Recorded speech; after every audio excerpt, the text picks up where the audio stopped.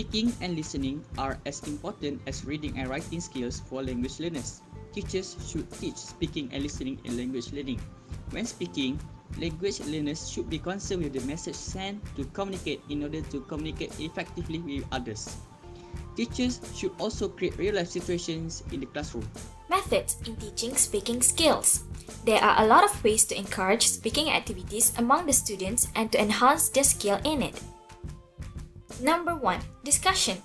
After a content-based lesson, a discussion can be held for various reasons. The students may aim to arrive at a conclusion, share ideas about an event, or find solutions in their discussion groups. It is essential that the speaking should be equally divided among group members. Number 2. Storytelling. Students can briefly summarize a tale or story they heard from somebody beforehand, or they may create their own stories to tell their classmates.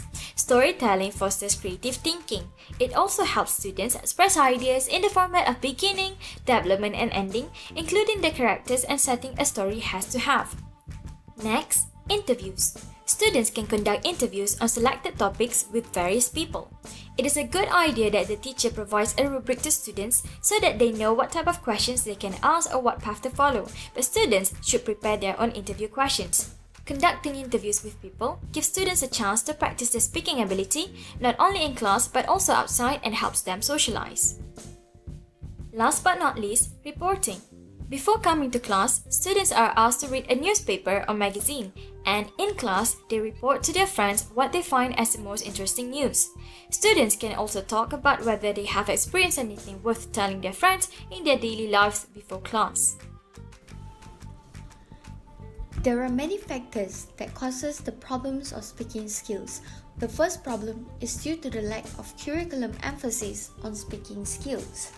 Exam systems do not emphasize on speaking skills. There are less implementation of oral activities such as individual or group activities in the classroom. Students learn the basic and the correct rules of English, but sometimes they do not learn on how to fully apply it in their daily communication.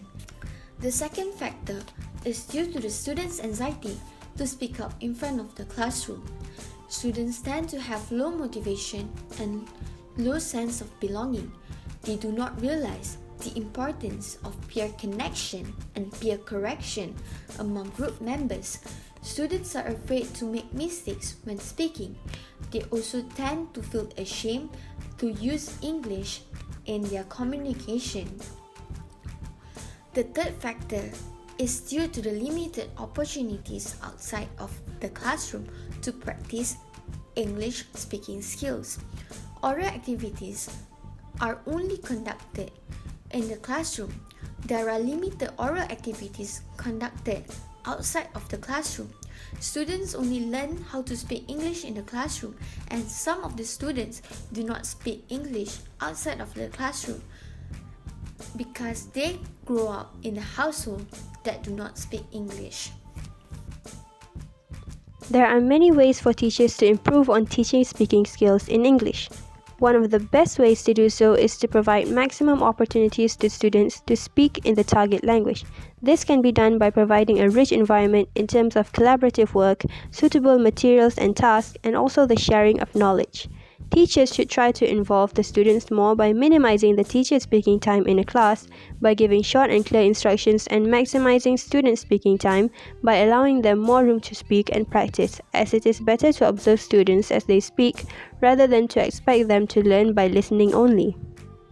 It is also important for teachers to indicate positive signs and encourage the students as they speak rather than to mark down their mistakes immediately, which lowers their self-confidence. This often happens when a teacher corrects a student's mistake too much while he or she is speaking.